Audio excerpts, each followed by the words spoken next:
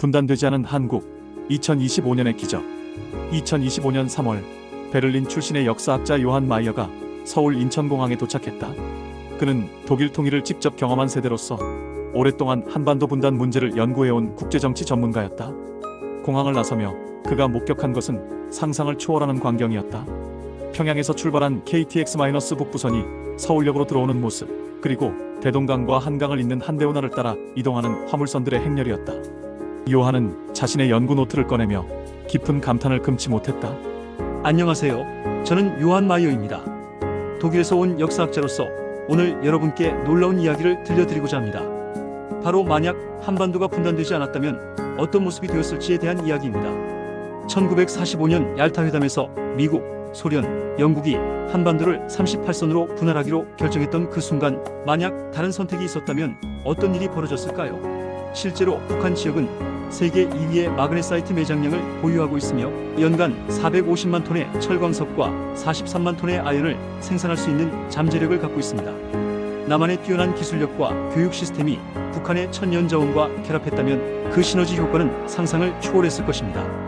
한국은행의 2019년 연구에 따르면 통일 시 남북한 경제 통합 효과는 향후 30년간 연평균 0.84%의 성장률 증가로 이어질 수 있다고 분석되었습니다.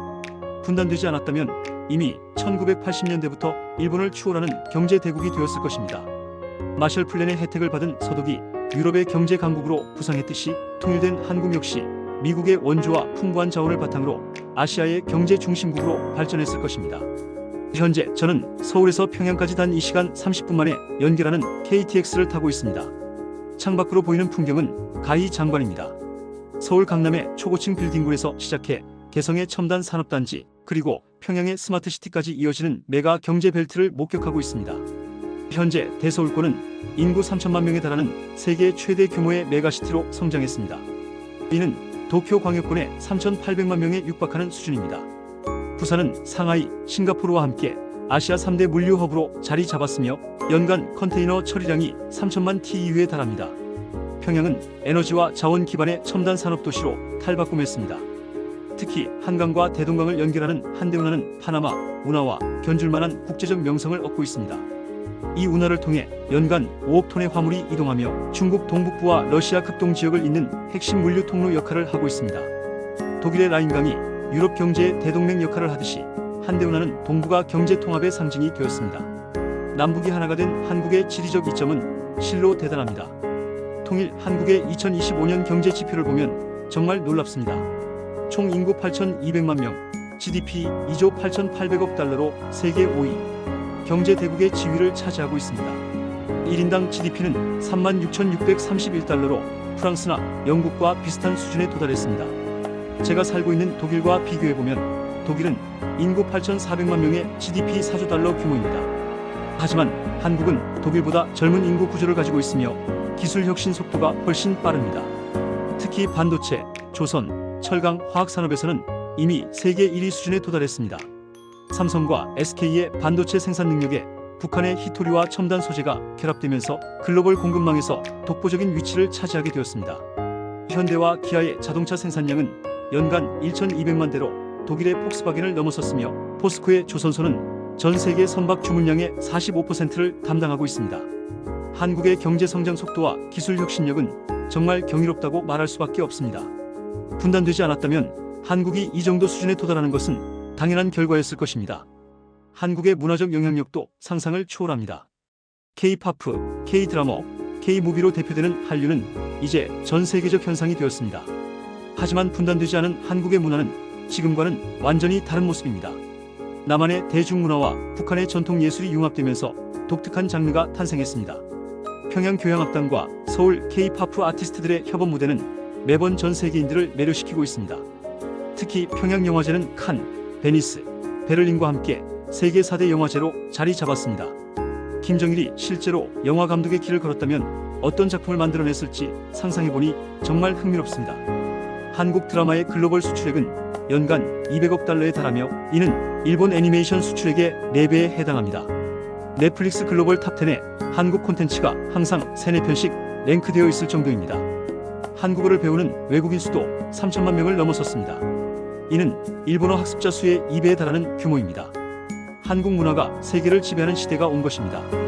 군사적, 외교적 측면에서도 통일 한국의 위상은 대단합니다.